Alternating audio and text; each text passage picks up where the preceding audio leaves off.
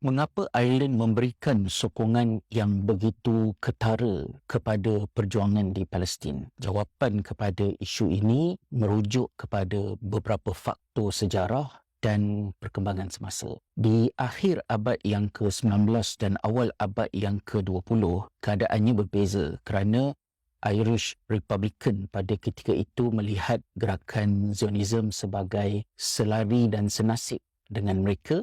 golongan yang ditindas dan berjuang untuk pembebasan dan kemerdekaan. Inspirasi yang diambil daripada hubungan akrab di antara gerakan Zionis dengan Ireland ini membawa sampai ke tahap perjuangan Zionis untuk menentang kuasa mandat Inggeris di Palestin pada suatu ketika dahulu mengambil inspirasi daripada strategi-strategi gerila yang digunakan oleh pejuang-pejuang kemerdekaan Ireland untuk diimplementasikan di sana. Malah Yitzhak Shamir yang kemudiannya menjadi Perdana Menteri rejim Zionis Israel pada ketika itu digelar oleh masyarakat Irish sebagai Michael, mengambil inspirasi daripada nama Michael Collins yang memperjuangkan kemerdekaan Ireland. Tetapi simpati Ireland kepada Zionis itu merosot dan mengalami perubahan yang besar apabila Zionis pada tahun 1937 menerima cadangan Inggeris untuk memecah belahkan Palestin, membentuk negara haram Israel. Ketika itulah Perdana Menteri Ireland yang kontroversi iaitu Eamon de Valera di dalam ucapan terkenalnya di League of Nations pada masa tersebut telah menyuarakan bantahannya terhadap apa yang dilakukan oleh Zionis pada memecah belahkan Palestin, kerana itu adalah exactly sama seperti apa yang terjadi ke atas Ireland lebih kurang dalam 15 tahun sebelumnya, kesan daripada strategi Inggeris yang menjajah pada masa tersebut. Apabila Zionis dan Inggeris berada di pihak yang sama, menjadi penjajah dan memecahkan tanah air mana-mana sahaja pihak, seperti mana yang berlaku di Palestin, Ireland mula melihat sokongan sudah tidak boleh diberikan kepada mereka lagi. Dan ekoran daripada peperangan besar pada tahun 1967, pelarian daripada Palestin mula datang ke Ireland. Gerak kerja kemanusiaan untuk membantu rakyat Palestin pada ketika itu meningkatkan kesedaran dan empati penduduk kepada apa yang berlaku di sana. Semasa perang saudara di Lebanon, jika tidak silap saya, ada puluhan ribu tentera Irish yang menjadi anggota kepada pasukan pendamai United Nations yang dihantar ke sana. Ramai di kalangan tentera Irish yang turut terkorban ketika mana bertugas, kesan daripada serangan yang sudah pun sedia dilihat sebagai satu bentuk penjajahan oleh Zionis ke atas Lebanon dan Palestin itu sendiri, menambahkan lagi sentimen anti kepada gerakan Zionis dan pro kepada perjuangan Palestin. Ireland pada tahun 1980 menjadi anggota the European Union yang pertama mengiktiraf PLO bawah kepimpinan Yasser Arafat berbanding dengan anggota yang lain. Di satu peringkat, kita sedia maklum perjanjian Oslo pada tahun 1993 mengusulkan kepada pembentukan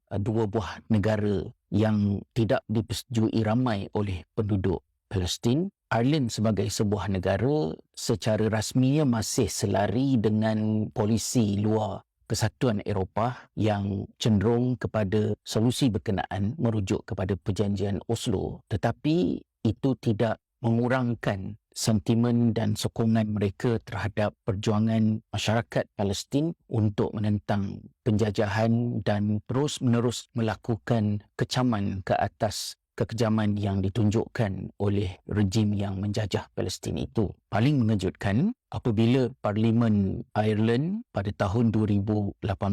membentangkan usul Occupied Territorial Bill untuk ban produk-produk yang datang daripada wilayah-wilayah penjajah, dalam erti kata yang lain menghalang daripada kemasukan produk Israel ke negara ini, dan ini merupakan satu tindakan yang sangat berani. Namun usul tersebut tidak diimplementasikan kerana dua buah parti konservatif yang dominan dalam Parlimen Ireland ketika itu dan masih lagi sekarang pun, Fianna Fáil dan Fine Gael itu telah menjejaskan jumlah sokongan untuk meluluskan bil berkenaan, tetapi ia cukup untuk menekankan pendirian Ireland terhadap apa yang terjadi di Palestin. Malah Menteri Luar Israel ketika itu membuat kenyataan mengatakan bahawa bil tersebut adalah the most extreme anti-Israel piece of legislation in Europe. Walaupun berkemungkinan besarnya Ireland tidak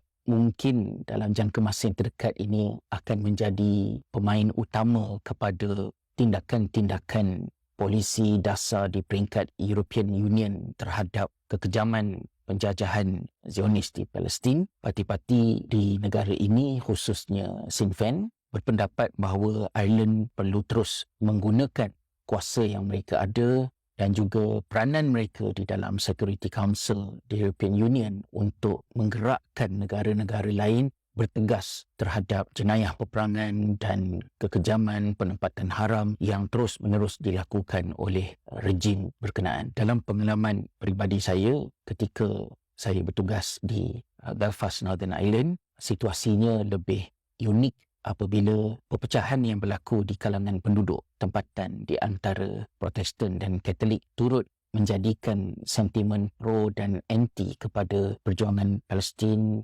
versus rejim Zionis Israel di kejiranan masing-masing. Kawasan yang pro kepada Republic of Ireland, umumnya yang bermazhab Katolik, mengibarkan bendera Palestin, manakala kejiranan yang pro kepada United Kingdom dan anti kepada Republic of Ireland, kebanyakannya mereka bermazhab Protestan, mengibarkan bendera Israel di kejiranan masing-masing. Saya juga ketika itu perlu memposisikan dengan baik bagaimanakah komuniti umat Islam perlu digerakkan ketika mana Sinn Féin berhubung dengan pihak masjid dan bertanya tentang kebajikan kami dan apa yang boleh mereka suarakan di dalam Parlimen Ireland Utara pada suatu ketika. Walaupun begitu, perkembangannya, kebimbangan tetap ada terhadap generasi muda di peringkat umur anak-anak kami kerana seandainya ibu bapa tidak berbual dengan anak-anak mereka dan memindahkan sentimen yang sedia ada sejak sekian lama kepada generasi baharu ini, dan generasi yang baharu pula tidak mengambil berat tentang sejarah, tidak peduli kepada isu-isu semasa yang berlaku, ia boleh merisikokan sokongan Ireland kepada perjuangan di Palestin itu mengalami perubahan. Sesuatu perlu dilakukan